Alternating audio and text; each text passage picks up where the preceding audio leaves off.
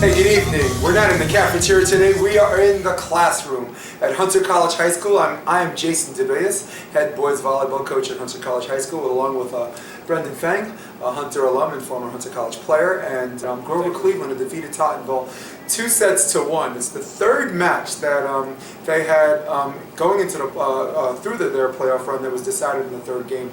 They previously beaten Seward Park 28-26 in a highly contested match that was under protest, but that is yesterday's news, and we're talking about Brooklyn Tech, the number 3 goes against number 6 Grover Cleveland. They beat them in 3 sets, and which is a very impressive win. They did an absolutely terrific job against Tottenville, and it took 3 games to do it because Tottenville was really made of sterner stuff. They I talked about all the things I did to lose that game, but I can't be disrespecting that team. They did a very good job to win, and they took their best freaking shot in the semifinals against whatever. And the underlying difference I got was the biggest difference I got was Juan De Jesus went behind the service line, got some jump serves, and actually he only got 1 ace, but that's not telling because it didn't include shanks. Exactly. And the libero also jump served. Very, very good job. Congratulations to the number 4 seed Grover Cleveland. And don't forget, the opposite was actually the one who got the glory aces, 5 aces. And so you can tell that they had a very aggressive serving style. Want to take Tottenville's height out of the equation a little bit. Yeah. Make them really attack their passing, making sure that you're not going to be able to hit over the block if your setter is really out of system. Because Tottenville has some really tall players and really skilled front row players that I feel that they actually did use very well. Right. Yeah, I was trying to reach out to Anna. I was during this thing. Anna was going to be our lone live interview, and perhaps we'll try to reach out to her a little bit later. So very, very, very good, very good digging, very good serving, and Grover Cleveland won that 25-18, 20-25, and then 25-21. Juan De Jesus got 16 kills, 9 digs, and it says here 5 aces. Yep. And no, that's the 5 aces from. It's from Costano. Costano, yeah. Costano, yeah. Okay. Yeah, Costano's the other outside hitter, Grover Cleveland, where there's no way that one outside hitter is going to get to the semifinals by himself. And Tottenville turned it into an outside hitter's game because they did a very good job isolating the middle. Joseph De Jesus had 5 blocks. Which how many were solo or block assist? PSAL doesn't have a telling stat on that, but they made it an outside hitters game, and unlike Hunter College High School, Grover Cleveland responded to it accordingly, which is very intelligent split sets, exactly. And very, very, very good line shots. Tottenville left them line and they took it on tips and whatever moving. And I feel like that was something that Hunter did not do. No. That the 2 outsides, Powell and Kevin, didn't really attack the line as much as they could have or should have, considering that there was only 1 blocker involved. Yep. Yeah. So Grover Cleveland did an excellent job, and again we'll try in a little bit later in the show, but for now I guess we can move on to McKee, Staten Island Tech, the number 1 seed against the number 5 seed. High School of Environmental Studies, and let's talk a little bit about McKee's run. Right, McKee, did what they were supposed to do as the number 1 seed, beating every team up to this point. They really only, I guess, surprise they really had was the fact that they played number 24 LaGuardia in the quarterfinals. But I think in some ways it was almost worse for them that they played for the number 24 LaGuardia. I think they actually had a better, they were much better matched up against Townsend Harris, the 8th seed, and number 9 Richmond Hill, the 9th seed. Yeah. Both those teams are not heavy offensive teams, so they wouldn't really challenge MSIT's really, really solid team defense. Mm-hmm. But LaGuardia has a huge hitter, Von Titus, and you never know if he'll catch fire, and it doesn't matter how good your defense is if that guy's hitting bombs at you. So, it is very telling that in MSIT's victory in the quarterfinals. The 2 games they won were complete blowouts. Yeah. And the game they lost was a close game. Which I think had a lot to do with the will to win for LaGuardia probably. Exactly. They didn't make that long trip to Staten Island to lose 2-0. And to their credit, that was a heck of a run for a 24th seed, which we both agree is a little low, but nonetheless, even if they were higher, it's still a very impressive run. Very impressive. Still a very impressive performance by Titus, Von Titus, who I actually had a chance to interview, and here's a little bit of it. Hey, Jason DeBeas here. I'm the head coach at Hunter High School with LaGuardia senior outside hitter Titus. Man, you had a hell of a year, didn't you? Yeah, it was a fun year. Yeah, it was a pretty good year. You're in in my opinion, the second toughest division, Manhattan West and PSAL. Tell me your thoughts about the journey you took the first round. Let's start with was that Richmond Hill? You were at that game? Hill. Yeah, Richmond Hill. It was a hard game. They had like a really good defensive set, and like we tried really hard offensively, like swing really hard, but it wasn't working. They just kept picking themselves up, really smart, faced the ball better. I got some tough swings in, and it was a good game. Was that 2 sets to 0? Nah, it was 2-1. It was 2-1. Then you went from the number 9 seed to the number 8 seed, Townsend Harris. Townsend Harris had a very stout defense, right? They also had a really good defense, but they just like outside a lot. Primarily they're outside. They didn't set the middle that much, and they had a lot of speed. Yes, and that earned you the right to get to the quarterfinals, your first quarterfinals ever. And you had to face the number 2 seed Staten Island, and you went to 3 sets. So your thoughts about your season and how it ended?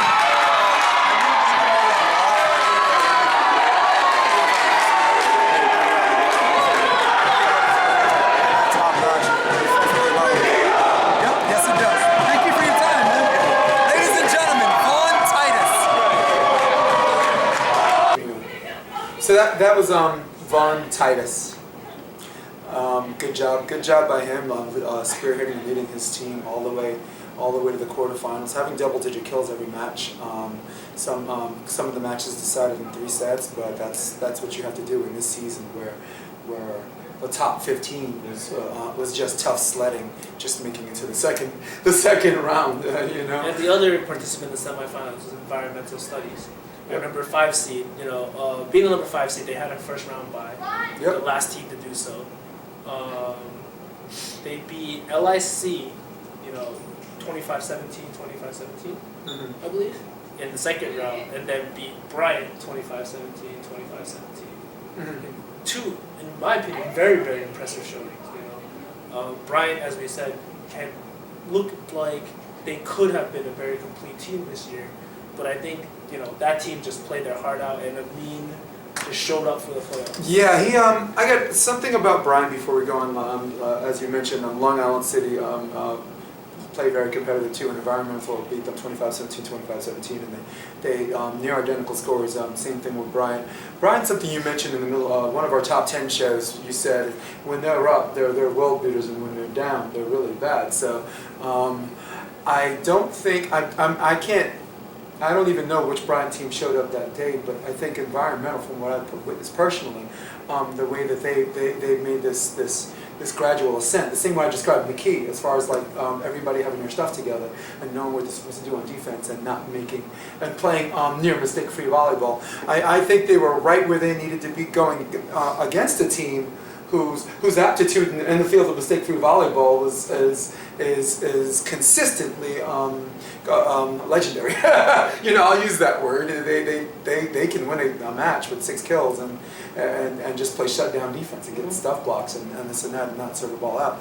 So Staten Island Tech going into this semifinals showed that a one-man team is not good enough to beat them. And I actually talked to some of the coaches. I was a coach from New York, Titus Andre, and I was also with several other coaches as well, and we were discussing how they thought McKee was a heavy favorite because they don't lose to one-man teams, and I said I agree with that, but there's a difference between one-man teams and there's a difference between a team that has solid blocking and good structured defense, and the one man they have is very, very good. That one man is Amin Barabek, okay? You ready? You ready? I'm gonna say it. You ready? He's a bad man. That's right, I said it. Okay? So Amin comes up with 16 kills in the this match. Yeah. Comes up with 13 digs. And Mambe came up with 8 kills and a key block and some really good redirect on some power digs, Exactly. which some people think are like carries, but they're not, because he's not changing direction. So all of that's legal. Yeah. And a poorly, I have to say this for the record, this might step on some toes, poorly officiated game. There were 6 double hits called on one team on environmental the entire course of the match, and then Staten Island Tech probably had an iffy call against them at the end. Right. So 6-1, but the one thing everyone remembers is the one because it was 23 up. Right. And then after 25-23. And I'm sure Yeah. there were some maybe borderline calls that could have gone either way that were made as well. Yeah. You know, generally speaking, you know, when you have poor refereeing, it generally, affects both sides of the equation.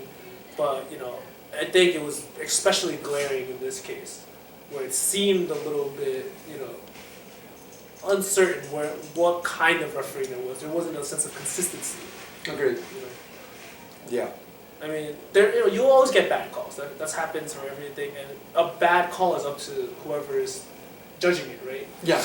Obviously, the referee thinks it's a good call. That's Well, why they're yeah. that's why they're making the call, generally speaking. And sometimes, and I'd like to believe that in every single instance. Right, Sometimes, I've ref some games, and sometimes, I make a decisive call because one of the old rules in refereeing that makes good referees. If you don't see it, don't say it. You can't be out there. You can't be out there guessing. Someone turns their back, and it sounds like a carry. And if you call a carry, and if you're wrong, then in that respect, you lose control of the match. Right. Some people feel like they have to make decisive calls and not replays because they feel like if they do, they don't have control of the match. But you lose control of the match if you start making wrong calls and you're out there guessing. And some of these calls did seem like guesses. And even if they're not guesses, but I think the main point is it's kind of like with baseball and umpiring. Mm-hmm. You have to set a standard. Mm-hmm. Every umpire has their strike zone, and so every ref in volleyball has their legal zone. Especially for ball handling, right? Some referees will let a little bit more loose, like will let a little bit more dubious things go, and some will be very, very strict about it. Nothing dubious. It basically cannot happen. Just a tightly called game. Very tightly called. Yeah. So it depends on what kind of ref you are, but if you're kind of calling one call very tightly and then letting one go, it seems to be not very consistent. And it's Right. really hard especially for setters. We're both setters. We know how hard it is going to be for us when you don't know how you should be setting. Do I try to really make an athletic play because I know for sure that he's loose? I can really try to make an athletic play and he won't call it on. Right. Or do I let one go and I'm not going to use my hands on this because I'm not too sure. I'm going to bump set this. Yeah. Because And it does change the room temperature. Just it changes the momentum and the pace of the game for some people. And high school volleyball especially, momentum is extremely important. And this is exactly why I brought this up, because this is the semifinals. This is the second semifinal game, which was 7 o'clock, where it didn't. The setters just kept setting. The hitters just kept hitting, and everybody just, both teams had a good job with something I affectionately refer to as a selective amnesia, where like a bad play happens, maybe a better team gets an embarrassing block or hit off for you, or if you get an ace, you get a back home from the ref, you kind of just say forget it, that never happened, and you just move on to the next play because you don't really remember metaphorically speaking, what happened the last play. So both teams did an excellent job with selective amnesia, and now you have the second set where they just pulled away. It was 25-19, but it really wasn't even that close as the score would indicate. It was 23-15, and so environmental, the anticipation of being in the finals, and this amazing crowd that came out to support them. I mean, the game was at City College, so geographically it was more convenient for the environmental fans to get there. Environmental, by the way, is on 56th and on the west side of between 9th and 10th. Between 9th and 10th Avenue. So for some of the other fans, especially the two Staten Island teams. By the way, shouts out to Staten Island. You have 2 teams in the semi-finals. Possibly could have had 2 teams in the finals. Exactly. That would have been something historic too. I don't think I've ever seen 2 Staten Island teams in the finals for the PSAL. I cannot remember. And something else we can't remember. Something else we can't remember. This time we're going to have 2 female coaches for boys volleyball. 2 female head coaches in the finals to the best of our collective memory ever. For the first time ever. I mean, there have been many, girl power. There have been many prominent female coaches, such as Iris, who coached at JFK. Yeah. Let's not forget Thomasina, Thomasina from Midwood High School. Midwood. And even Anna, who's been doing this for years Exactly. and has a unique opportunity to win, you know. And I mean, Exactly. we're looking at this trophy. We have this trophy here the last 3 episodes, and we're looking at all the winners from 1987 above. And Environmental's not one of the teams that are on this thing, and Grover Cleveland is one of the teams that are on this thing. So that's the other. That's the third thing we're guaranteed. We're guaranteed a new champion. Exactly.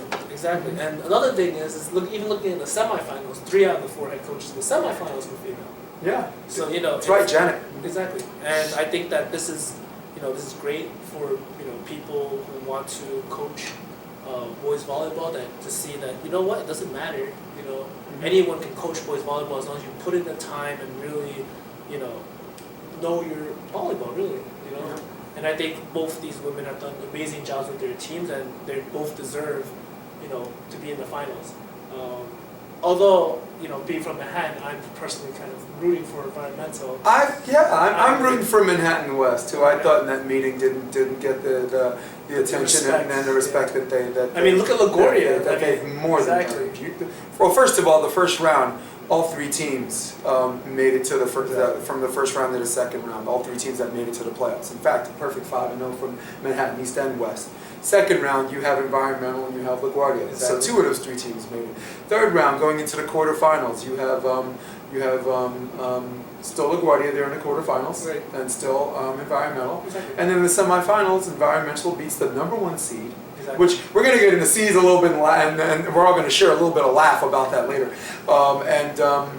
And here they are in the finals, the exactly. number 5 versus number 6. And the good thing is, both teams, from the mood that I got being in that gym, because I covered a little bit of this game, is that their eye is still on the prize. Neither team is like, oh wow, get it gumdrops, we're happy to be here. So that's not how they feel right now. They're like, they celebrated for a little bit, and they smiled, and they gave each other hugs, because there's a sense of relief that they made it down this road. But you can see a few of the players, and definitely see it in both coaches' eyes, that hey, we got one more. And I talked to a player last year, AJ Zolk, who was a senior outside hitter, and I asked him about his thoughts about eyeing the prize and what's next, and what he felt environmental had to do to win this match. And this is what AJ had to say. Yeah, what did you do again? So many keys of victory. Keys of victory? My son. That's it. This is a bad win. Yeah. What do you think they have to do to beat Kobe? Just what they did today. I mean, offense was coming anywhere. Front row, back row. Service seed was on point, and I think we should, if anything, we could fix our service seed. And then, besides that, setter was dumping, middles were dumping, outside was dumping. Offense was unstoppable. Better than last year. Okay, that was AJ with some of his thoughts on reflecting on whatever, and celebrating with his team, and of course those guys repeating in the background my favorite line about Amin Barabek. And we're just going to reflect a little bit more about the seeds, and we're going to talk about Cleveland. So even though I am rooting for Environmental, I feel that from my time in the PSAL, Grover Cleveland was always one of the strongest teams. My freshman year they had Wojtek, and as I went through, they had a host of really good players, from Simon and Peter. All these great Polish players that come through Grover Cleveland. And I feel that it's almost, these teams were so strong. They were second seeds, third seeds. And they always felt they were so close, but they just never made it and got that championship. So I almost feel like it's about time for them. It's about time for them. It is, and it's. I have special affections for both coaches, and like you, because I get to see Nicole more times a year than I see Anna, there's a part of me that's always rooting for her. But in light of the fact Anna's been at this for so long, and she's come close, She's very close. And she's had very, very good teams with Wojtek, Carlos Matute, Radu, Exactly. and all of these guys who all went on to be very good NCAA players, and winning NCAA players, ECAC winning NCAA players. Yeah, man. I want one for her. I mean, the real winner, with the real winner. Sorry, Anna. Sorry, Nicole, but the real winner's me. One of you guys are gonna go out there and make me smile. Both of you guys are well-coached teams. And I think the real winner are the spectators. Let's be honest. Like, Yeah. anyone watching this finals can't help but be happy because if you're going to see a great game, you're going to see two teams battle it out. Yep. Because they know what's on the stake. They know this is the first possible championship for their team. Yep. All right, good. I got a couple of questions from some of the people who follow the show. One of the questions was, did you expect Grover Cleveland to get this far? And two, what do you think their chances are winning in the finals? And it's not a question I wanted to answer by myself since it's a question for the show.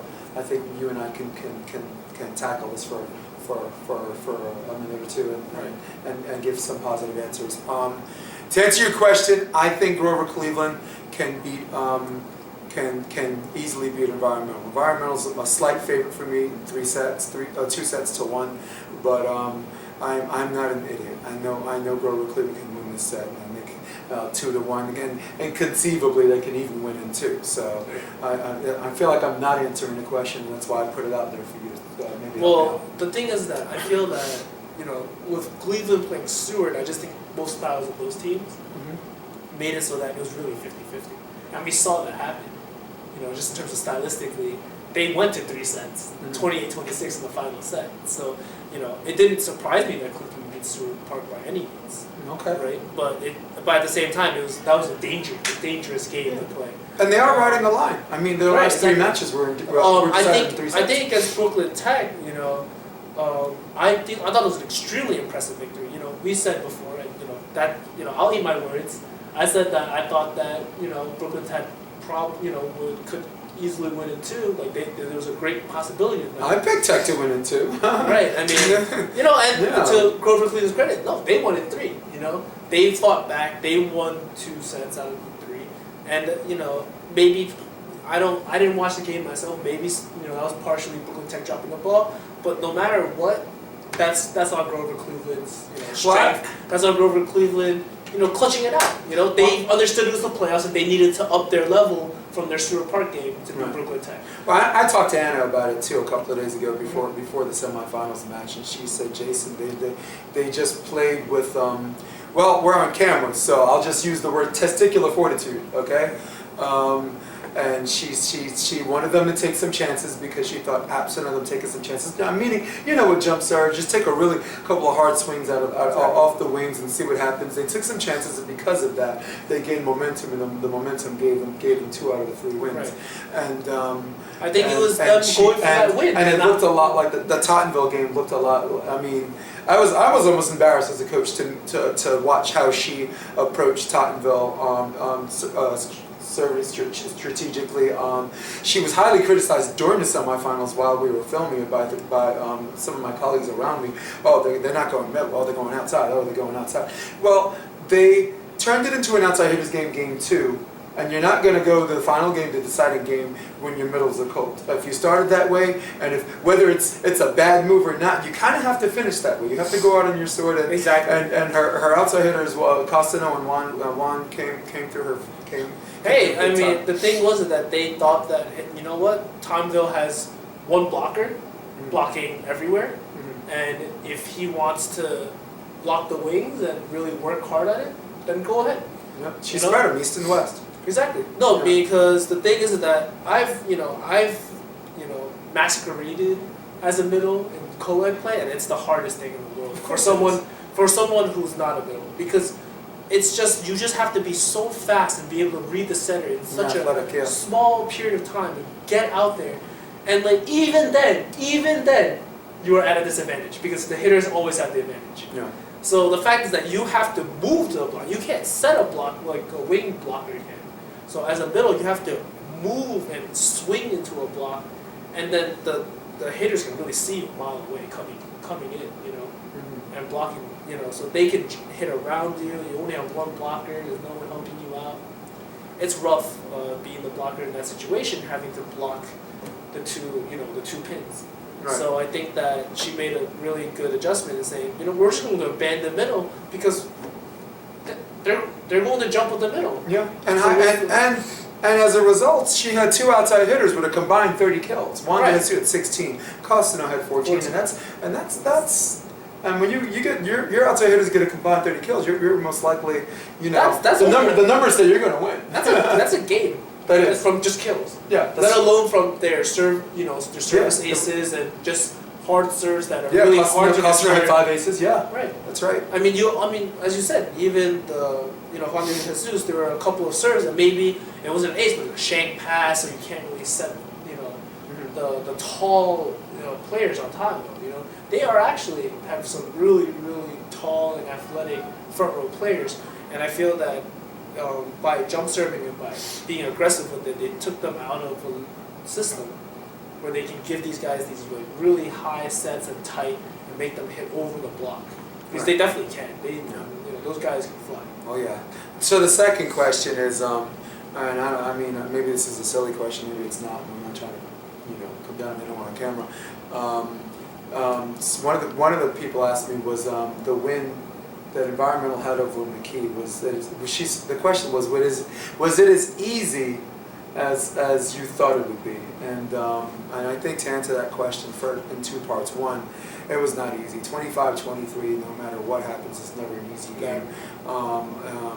And even the game they won by a lot, to sled against two tough defenses playing against each other, to sled to 25 points. None of those players are actually gimmies except for for some of the box calls. The reason why the second game was such a landslide was because Environmental knew they couldn't let there was no at that point there was no if we let them off the hook a little bit, we can win by we will win by a comfortable margin without it being a blowout. No, they knew. They're like, we either have to blow them out or we're going to lose. Right. Right. It's like we have to just play hard all the time, because the second we don't play hard, it's not we're going to win by less. It's we might lose. Right. So they slipped up a little bit at the end, but by that time it was really too late. Yeah. MSIT made their run a little bit too late in that game. Yeah. Well, with that being said, I mean, I answered. I gave a long answer, but I could keep the answer short.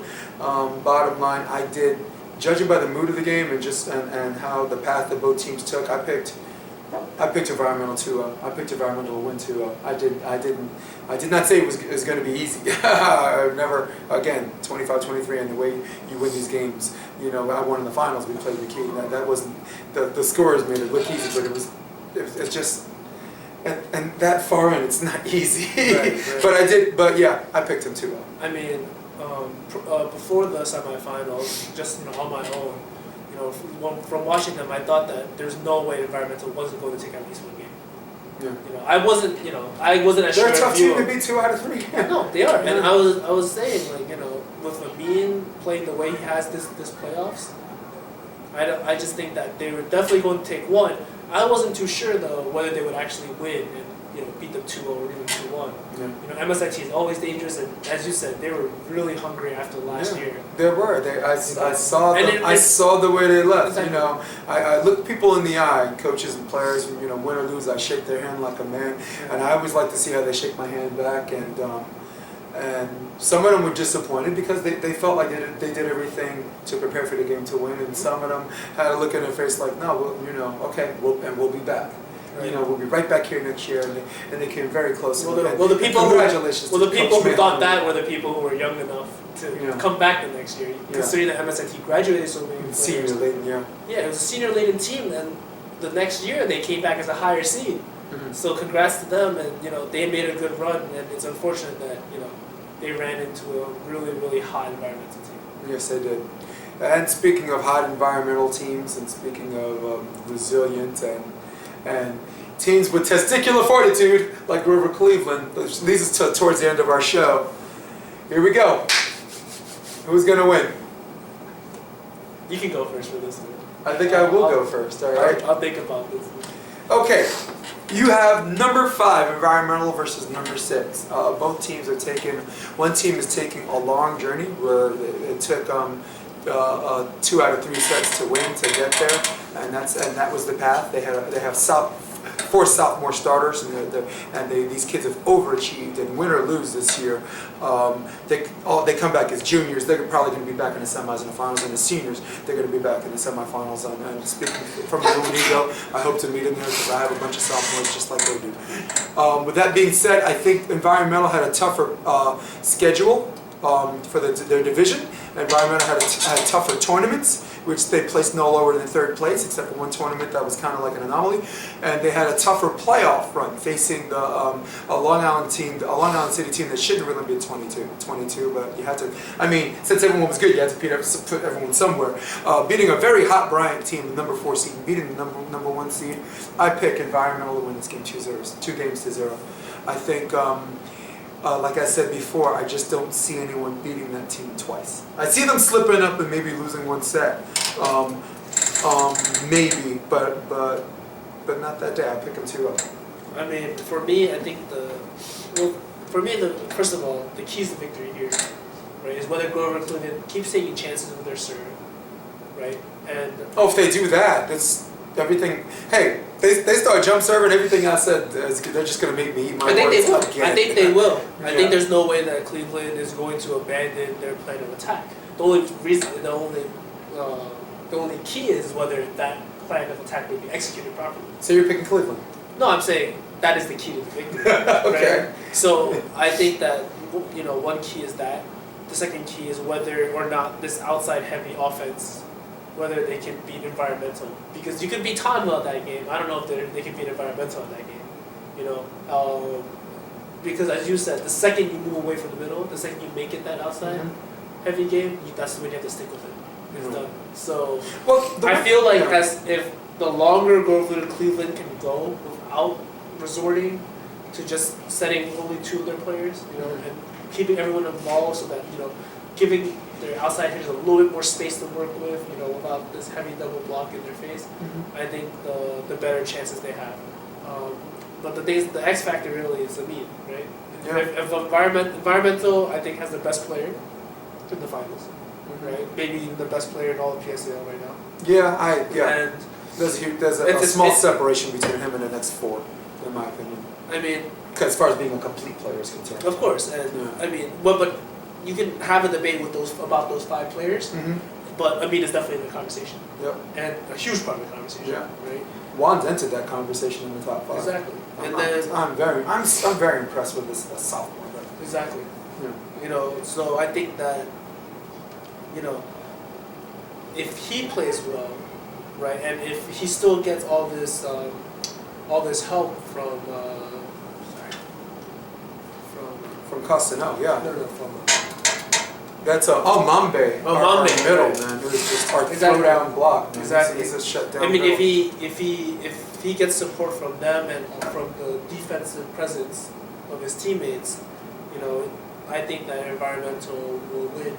So I feel like Grover Cleveland has the harder path. So I will say that I will pick environmental to win, but unlike you, I think they'll win in 3. Because I feel that it's entirely possible that Grover Cleveland will catch fire on the serve. Yeah. All right. Well, let's say really challenge their passing. All right. Well, and last but not least, let's say Grover Cleveland wins, and let's say they give me another big humble sandwich to eat after I picked against them.